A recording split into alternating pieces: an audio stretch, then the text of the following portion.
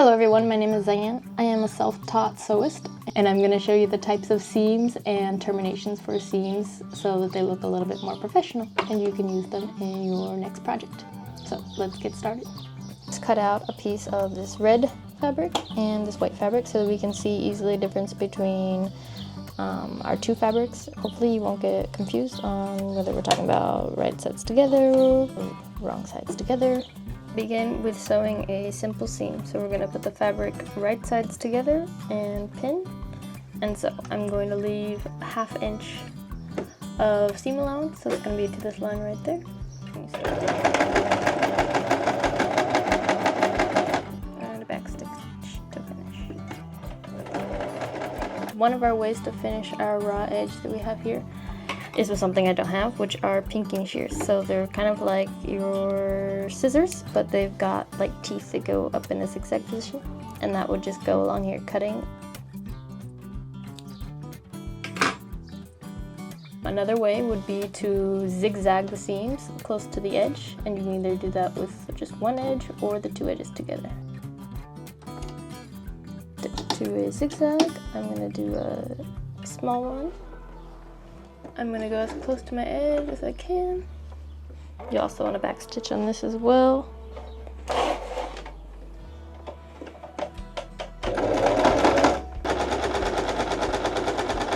So our edge looks something like this. Another way to finish our edge is to do a hand overcast stitch. Okay, so this hand overcast, we would fold this down to have a nice clean edge. You take your needle with a knot.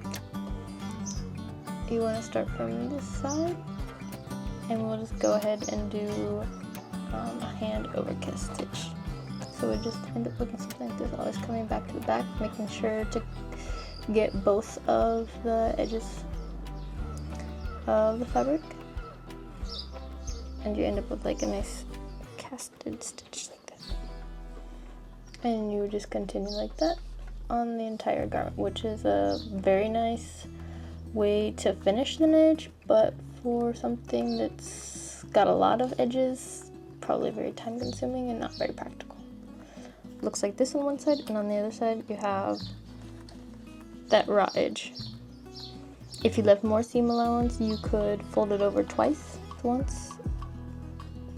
then do your overcast stitch, making sure to get all 3 layers of fabric, and then you would have a nice clean edge on one side and on the other side. Another great way to finish our raw edges is with the overlock machine, doing an overlock stitch, either with a 3-thread or a 4-thread. I'm going to demonstrate a 3-thread one, and I would recommend doing this on your fabric if you're just going to do one side. Like if you're just going to do one raw edge at a time, I would recommend doing it before you do your simple seam stitch. But if you're going to do them both together, then you can do your simple seam stitch as normal, and then you can go ahead and do this side. Okay, another way to finish our raw edge that we have here is with binding. So usually you can either buy binding already made, or you can make it yourself with the fabric that you have. Like I'm going to show you now. So it's usually a piece that is folded over this way, and usually it's with an iron, but I am the queen of not ironing anything ever. So I'm just going to fold it with this and give it a little press. I'm going to fold the other one over.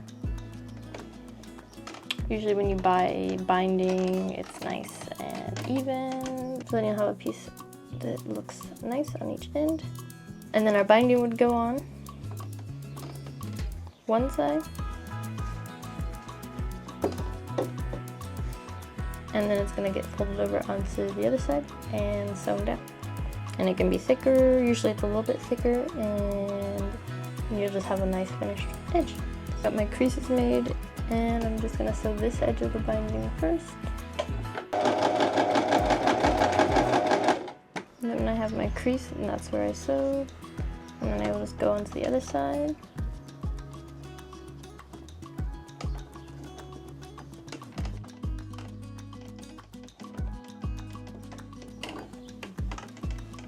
I've got all my edges nicely tucked and folded over.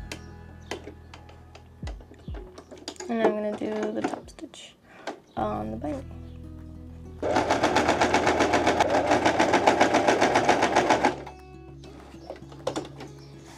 So now I have my seam nicely encased in a little bit of binding. Rather bulky though, so maybe not for like dresses and that kind of thing, but for bags and things that need to be very sturdy. To sew a self-bound seam, it has a few different steps. We first start by sewing our simple seam along the edge, leaving about 1/2 inch of seam allowance. Then we're going to open our fabric and we want to press it open, usually with an iron. Here's our seam pressed open. Then we can choose an edge. Cut it down to about 1/8 inch. I'm going to do the red one. And you want to cut evenly all along the side of here.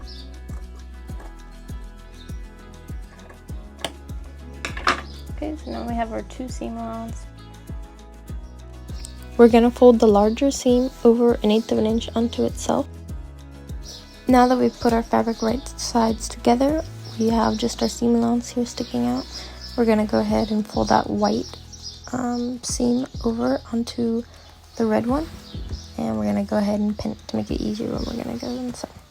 We're going to go ahead and sew. So my actual seam is right there at the edge. You can barely see it because I'm almost covering it up. We're going to go ahead and sew as close as we can get to it, but we don't want it to go over top of it, otherwise we're going to be creating a new seam and we won't be able to open our original seam. Just as I go, I want to make sure that I have all of the seam underneath it and that I'm not passing my original.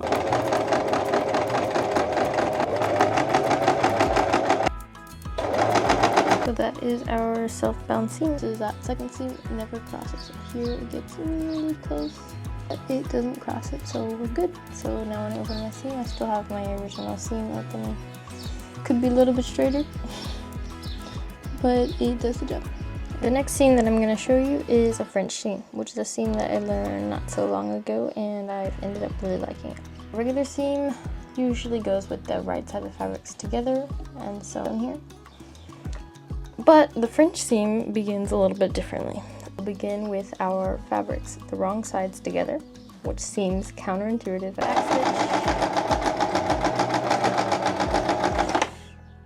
What we're going to do is we're going to go ahead and trim down this edge.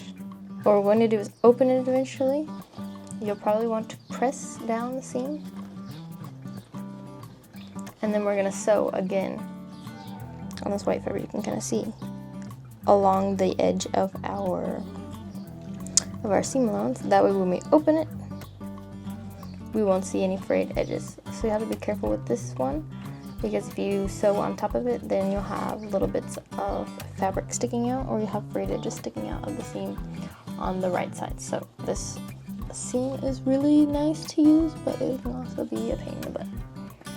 So since I don't want my seam to be so big, I'm gonna go ahead and cut this down.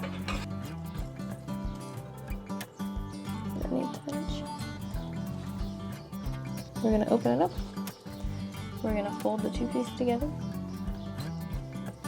and we're going to make our seam. I'm gonna use the edge of my presser foot to line this up. Back stitch. This is our French seam, or our English seam as it's sometimes called. Nice and encased here. And when you open up the garment on the outside, it's a lovely seam. Alright, so another seam that we can do is the mock French seam. So it's just like the false version of the French seam, but it ends up having a very similar look. So that's going to begin like most seams. It's going to begin with a simple seam. We're just going to sew along this edge.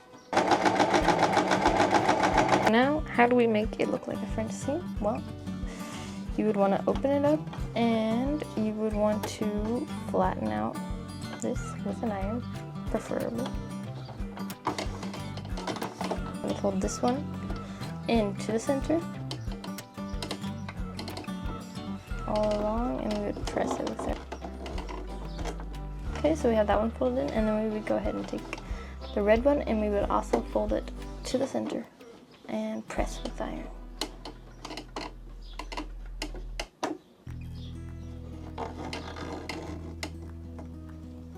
Like so, and then you would fold the 2 seams together,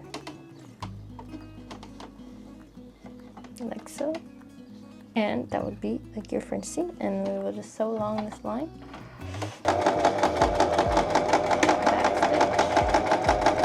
It's gonna have 2 edges, but of course this is the inside.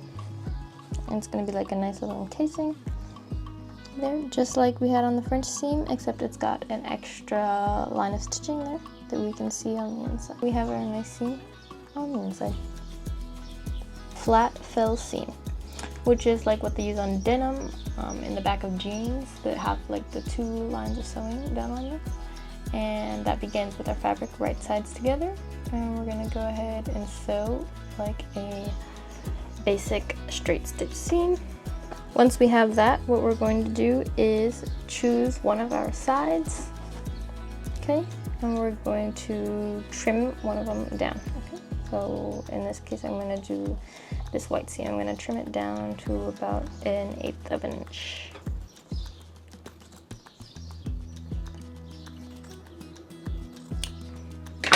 Once we have that trimmed, what we're gonna do is fold this seam over.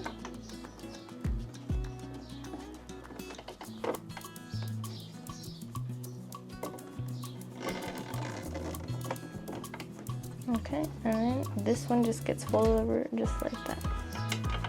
The stitching is going to appear on this side, so if you're going to do the stitch, it's a good idea to be a neat sewer and practice a lot if you need to.